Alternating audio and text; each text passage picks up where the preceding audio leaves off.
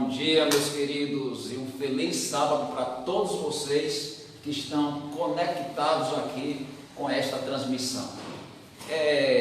Antes de qualquer coisa, a primeira coisa, a prioridade é nós, aí onde você está, levarmos uma prece até o nosso Deus. Vamos fechar nossos olhos e pedir a bênção do nosso Deus para esses momentos.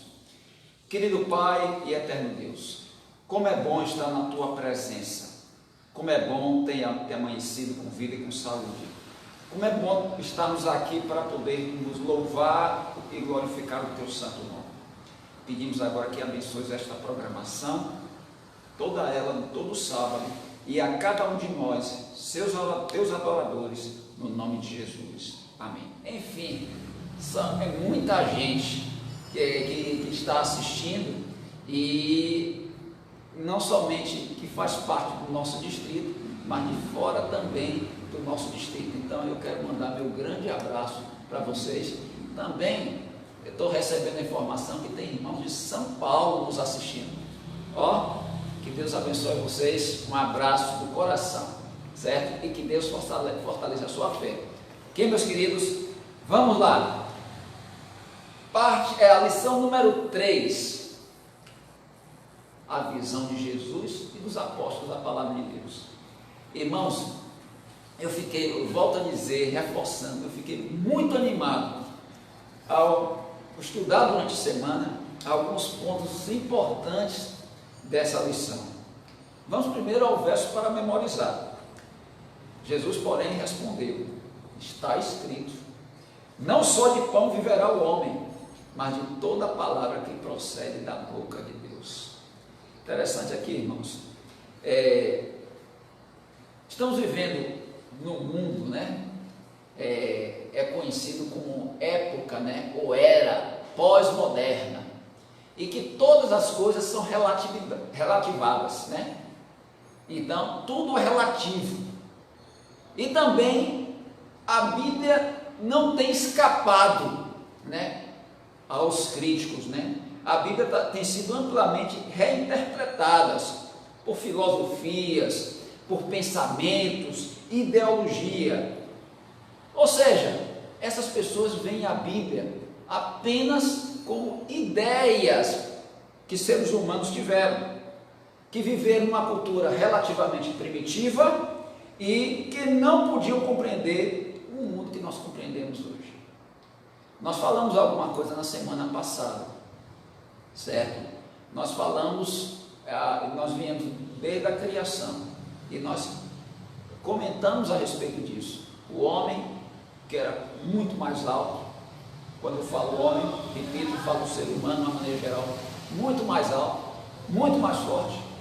A mente que não precisava nem de livro para guardar informações.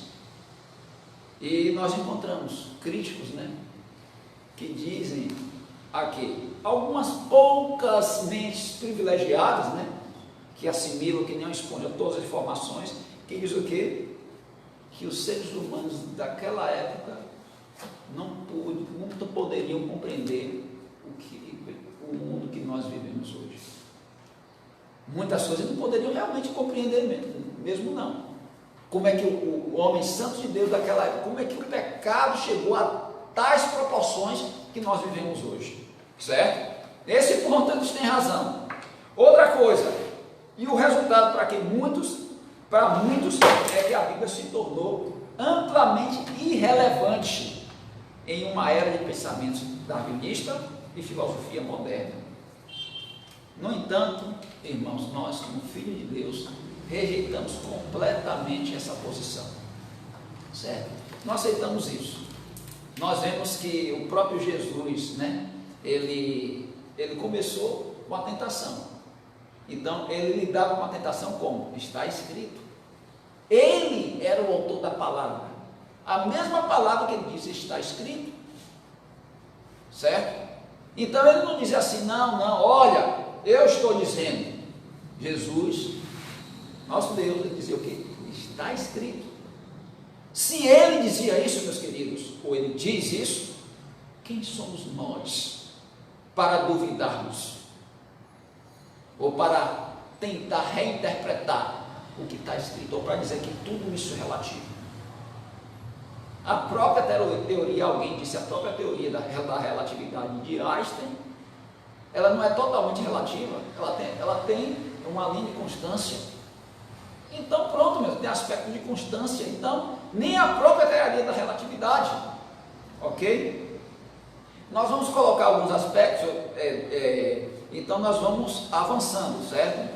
Então, nós, só recapitulando, nós vimos que o batismo de Jesus, ele marcou, pelo feito por João Batista, ele marcou o início do seu ministério, certo? De 3 anos e meio.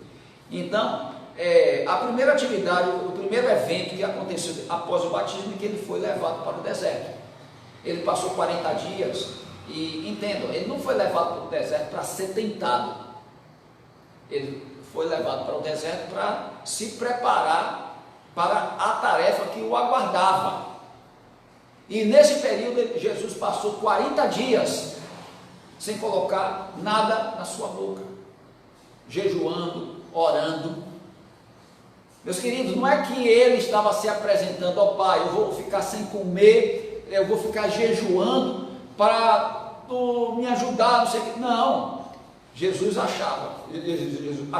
estava dizendo que naquele momento, ou ele está em contato total com o Pai, porque diante de si estava uma tarefa muito pesada, muito importante. Nas suas mãos estava o quê? O apresentar a salvação para a humanidade. Não era qualquer coisa, meus queridos. Então Jesus precisava de se revestir de todo o poder. Ah, mas ele não é Deus? Para que o poder? Meus queridos, ele estava com o ser humano aqui na terra. Ele não veio como Deus. Ele veio, claro, a sua natureza divina, mas ele veio como ser humano. E ele precisava adquirir todas as forças para poder enfrentar o pecado. Chega um determinado momento, aparece um anjo, Satanás, vestido com aparência de anjo, e chega Cristo, depois de 40 dias, muita fome. Ele pensa o que? Um dos anjos do meu Pai foi enviado para me servir, me ajudar, cuidar de mim. Mas daí é que vem a velha pergunta, né? Se tu és o Filho de Deus. A dúvida, se tu és o Filho de Deus. A mesma dúvida que Satanás apresentou a Eva, a Adão, no início da criação. Se tu és o Filho de Deus. A dúvida. Nosso maior problema, meus queridos, não é praticar o ato. O ato é a consequência da dúvida do que está escrito. Está escrito. Ah, mas isso é para aquela época, é para não sei aonde. Não, meus queridos, está escrito. Nós não temos para onde correr. Ou você faz, ou você não faz. Não tem a opção de cima do muro. Não tem a opção de cima da linha. É uma coisa ou outra. Se você não faz o que está escrito, você vai fazer o que não está escrito. Você vai fazer algo. Então, se alguém acha que fazer o que está escrito está sendo obrigado, ótimo, não faça, então você não vai fazer o que está escrito e vai ser obrigado a não fazer. Simples assim. E não adianta vir com aquela história de que está fazendo, que está na liberdade de não escolher. Eu tenho a liberdade de escolher, de fazer. Entenderam? Então, foi o que Cristo viu. E o que é que Cristo fez? Ele imediatamente confrontou o inimigo, porque está escrito: não só de pão viverá o homem, mas de toda a palavra vindo da boca de Deus.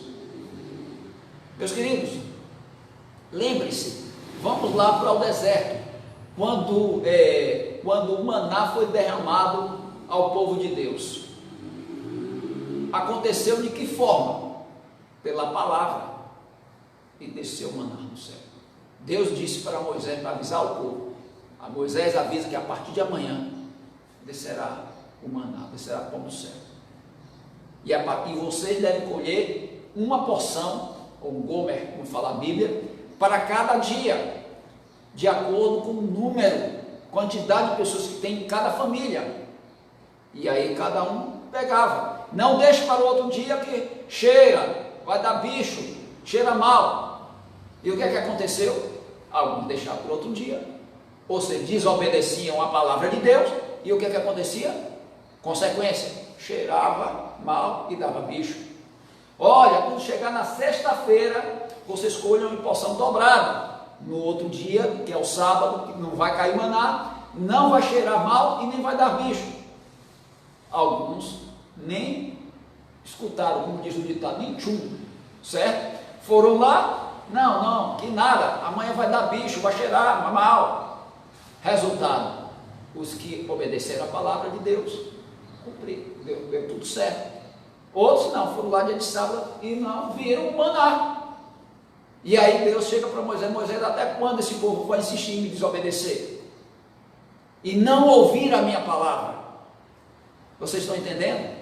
Eu estou falando isso porque tudo aconteceu pela palavra de Deus, tudo acontece pela palavra de Deus, certo? Deus mandava, as coisas aconteciam, aconteciam. Então foi o mesmo. Então Cristo usou a mesma coisa, está escrito. Meus queridos, Jesus apontou para a fonte viva, a palavra viva, certo? Ou seja, ele confirmou a autoridade das Escrituras. Jesus, ele não se colocou acima das Escrituras, ele simplesmente confirmou.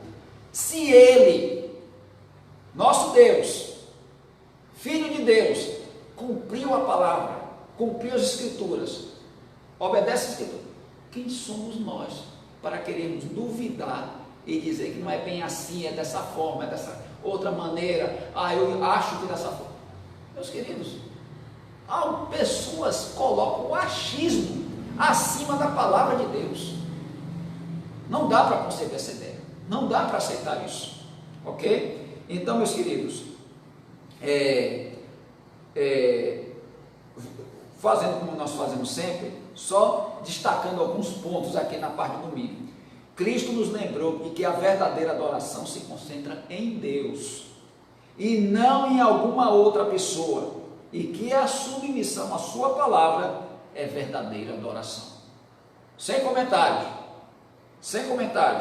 Finalmente, em relação à tentação do amor, à exibição e à presunção, Jesus respondeu, também está escrito. Ou seja, as três tentações, Jesus disse, está escrito. Não, sem questionar, sem brigar, sem discutir, tá certo? Por que você faz isso? Porque eu sou adventista. Por que você faz isso? Porque é bom para a saúde. Por que você faz isso? Porque meu pai e minha mãe mandaram. Por que eu faço isso? Porque minha igreja manda. Não, irmãos, eu faço isso ou não faço isso porque está escrito. Eu faço isso porque na Bíblia está dizendo que é para fazer assim, assim, assim. Eu não como um certo tipo de alimento, por quê? Por princípio bíblico. Porque aonde está escrito isso? Na Bíblia, nem em Levíticos 11 está dizendo isso. Entenderam? Então é por aí. Eu faço ou deixo de fazer porque está escrito. Tá ok, meus irmãos? Nas três tentações, Jesus respondeu com palavras, está escrito. Isto é, ele foi diretamente à palavra e nada mais para lidar com os ataques e enganos de Satanás. Essa é uma lição poderosa para todos nós. A Bíblia e a Bíblia somente é o padrão supremo e fundamento de nossa crença. Precisa dizer mais alguma coisa? Nós podemos chegar assim, irmãos, vamos orar e vamos embora. Não, irmãos, mas claro, a gente vai continuar, certo? Para Cristo, a palavra de Deus, a Bíblia, era a maior autoridade e o maior poder. Então não vamos esquecer disso. A parte de segunda-feira, certo? Diz o seguinte, Jesus e a lei. Pare um pouquinho agora, 30 segundos, e discuta entre vocês aí, né? Você na sua família. A pergunta tem as passagens aqui, a gente não vai ler essas passagens, e não vai ler passagem por passagem, a gente já sabe, e a pergunta o que Jesus disse nesses contextos? Assinale V para verdadeiro ou F para falso. Pronto. 30 segundos para vocês discutirem isso aí. Vejam aí. 30 segundos.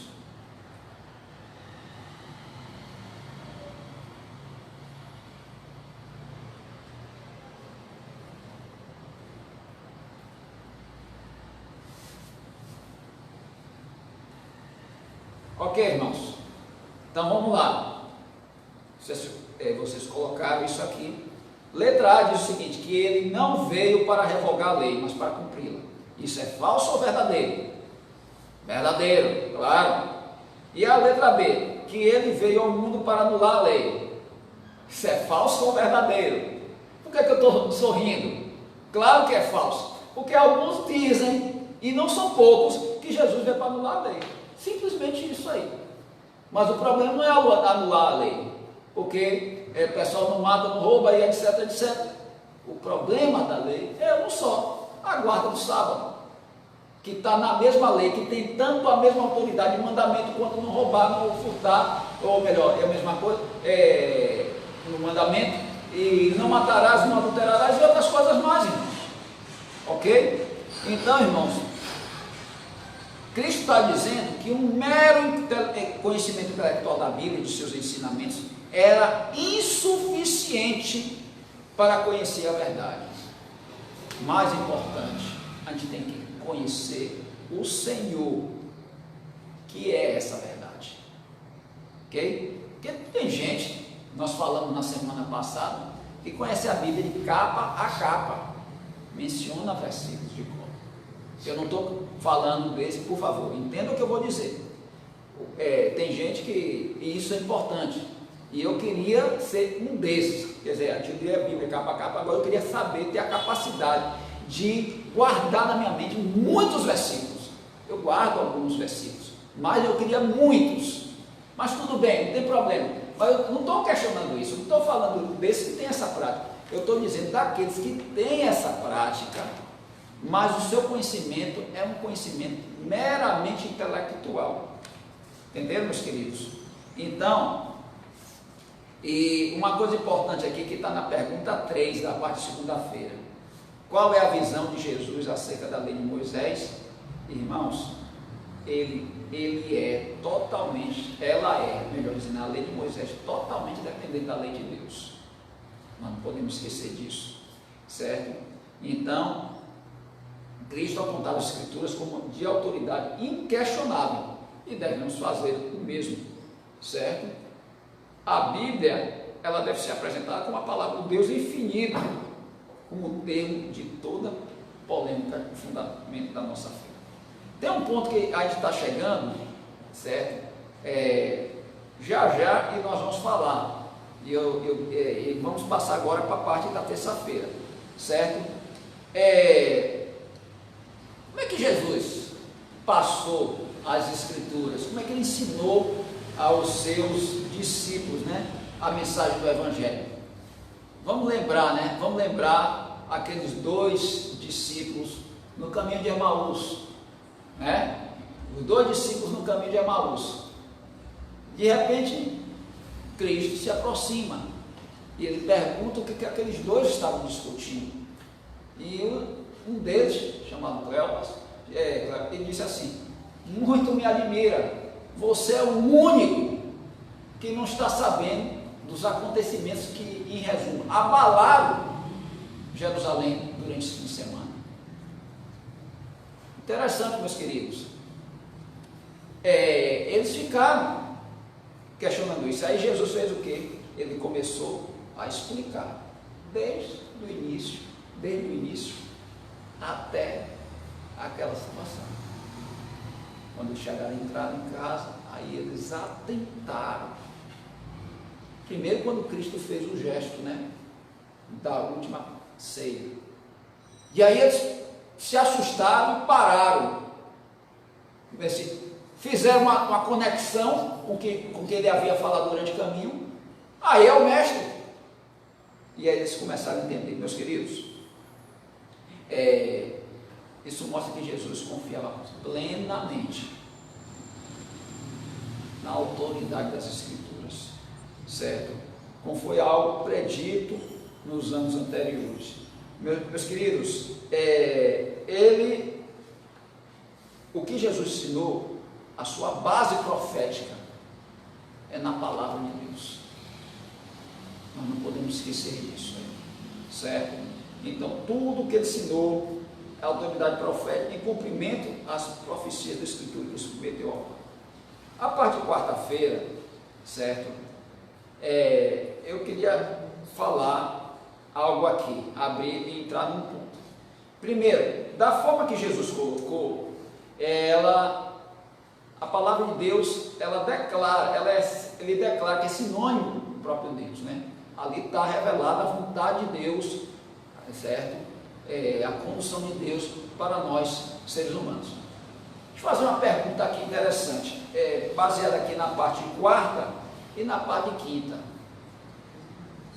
Com certeza, você já deve ter escutado por aí, algumas pessoas dizendo o seguinte: bom, você fala algo, né? Vamos supor, questão do sábado mesmo. Isso aqui só está no Velho Testamento. Aí você menciona algo que as pessoas não querem aceitar. Está no Antigo Testamento, está no Velho Testamento. Como se o Antigo Testamento, ou o Velho Testamento, fosse algo diferente. Não, ali é a velha dispensação e para o Novo Testamento a nova dispensação. Vou fazer uma perguntinha aqui, certo? Está aqui na lição durante a semana. Me diga uma coisa: quando Jesus esteve aqui na terra, qual foi a Bíblia que ele citou? Para aí, pensa. Qual foi a Bíblia que ele citou? O Novo Testamento? Como citar algo que não estava escrito ainda? Irmãos, a Bíblia daquela época era o Velho Testamento. Ele citava, se você pode olhar a Bíblia, existem as três principais divisões daquela época da Bíblia. É o que? Moisés, né? A lei, ou Moisés, ou a lei, né? Os salmos, os profetas. Veja lá, pode olhar, não é uma parte só da Bíblia. Lei e profetas. Aí outra parte da lei, profetas e salmos. A lei era o Pentateuco, os 5 primeiros livros de Moisés. Ok?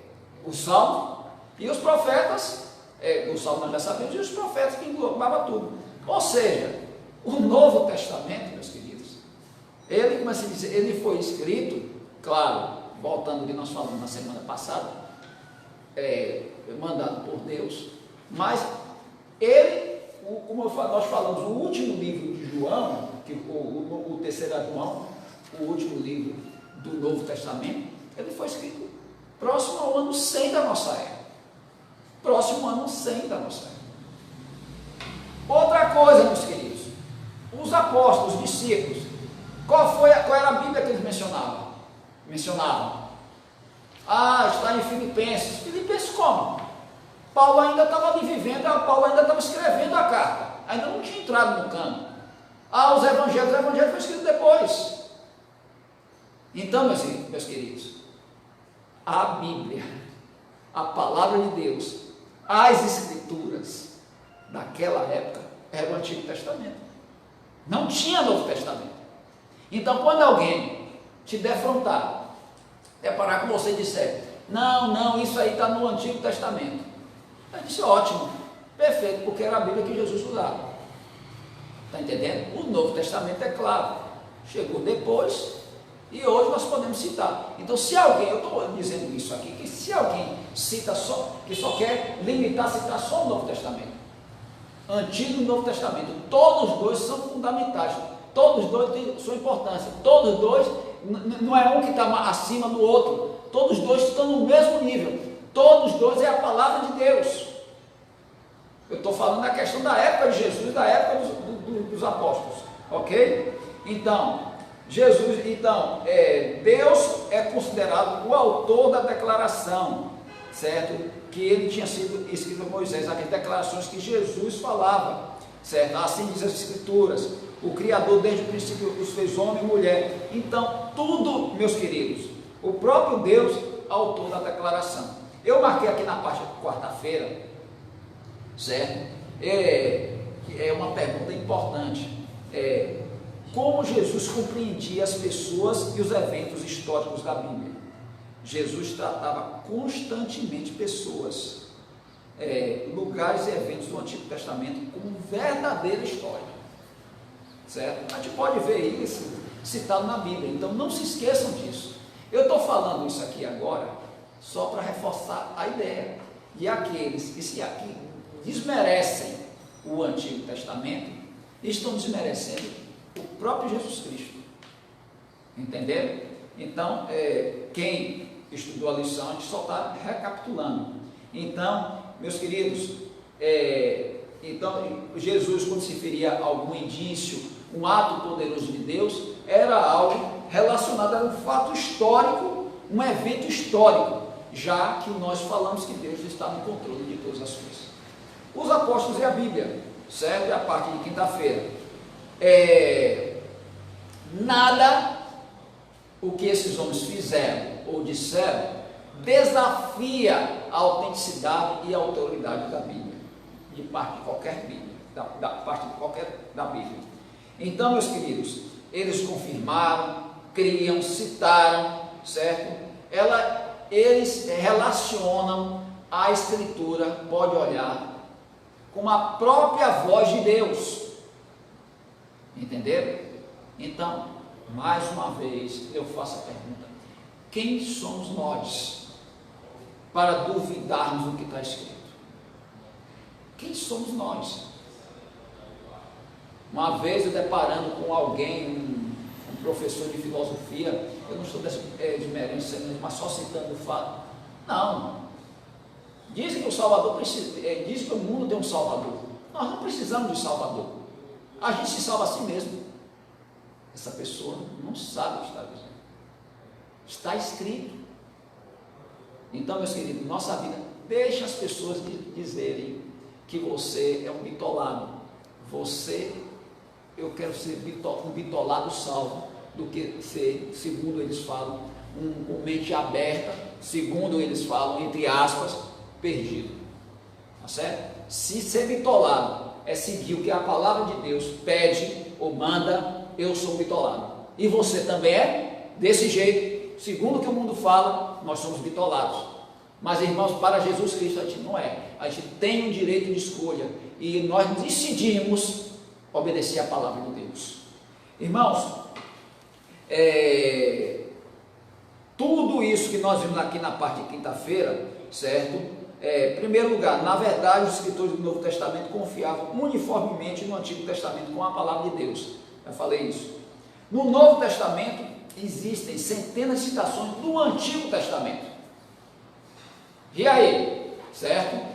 Outra coisa, tudo isso confirma que as escrituras do Antigo Testamento são o fundamento sobre o qual repousam os ensinos de Jesus e dos apóstolos. Ok, meus queridos? Dúvidas? Eu creio que está bem claro isso aí. Outra coisa importante, parte de sexta-feira, certo? Nós já estamos chegando à conclusão da nossa lição, né? Então, eu gostaria só de citar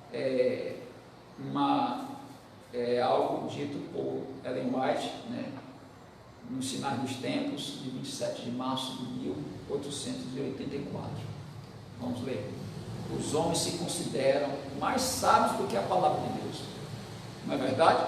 Se consideram mais sábios até mesmo que o próprio Deus, em vez de firmar seus pés no fundamento inabalável e por tudo a prova da palavra do Senhor. Eles provam essa palavra por suas próprias ideias de ciência e natureza. E essa palavra não concorda com suas ideias científicas. Ou melhor, desculpa. E se essa palavra não concorda com suas ideias científicas, ela então é descartada como indigna de crédito. Interessante. Se a palavra de Deus não está de acordo com o que eu creio, então não serve. Bacana essa, né? Então, o que ele estuda, essa pessoa que diz isso, é a maior autoridade. Irmãos, não vai para muito longe não, certo? E não há santificação à parte da verdade, a palavra. De uma coisa a vocês. no nosso mundo, no final dos tempos, no momento que nós estamos vivendo. Você quer que haja uma mudança na sua vida? Você quer viver uma vida santificada em Cristo Jesus? Não tem outro caminho. Você tem que cumprir a palavra. Não existe outra maneira. Não tem outra direção. Certo? Então, quantos nesta manhã, pela graça de Deus, pelo poder de Deus, querem que isto seja uma realidade na sua vida, aonde você estiver, levante suas mãos. Certo? Que Deus nos abençoe. Vamos neste momento fechar os nossos olhos e que Deus possa nos abençoar. Fechemos nossos olhos. Querido Pai e Santo Deus, muito obrigado por este momento, esses momentos que passamos aqui, em que a Tua palavra foi estudada e houve uma recapitulação do estudo da lição que foi feito durante a semana. Muito obrigado, Senhor. Ajuda-nos para que possamos nos fundamentar, nos apegarmos mais ainda à Tua palavra e que Tu possa nos transformar cada dia, que Tu possa nos fazer pessoas sábias, nos dar entendimento para sabermos como estudar, o que estudar, o caminho andar e como os pensamentos e as palavras serem usados para a Tua honra e Tua glória. Abençoa toda a Tua igreja, abençoa cada pessoa que está do outro lado. Em nome de Jesus te pedimos isso. Amém. Meus queridos, só um detalhezinho. Não se esqueçam de ir lá no dois canais do YouTube, dar o teu joinha, certo? E que Deus abençoe a vocês. Como eu falei no início, nós teremos outras transmissões e nós avisaremos isso aos outros. Que Deus abençoe a vocês, que possa continuar a ter um feliz sábado, é o meu sincero desejo a todos.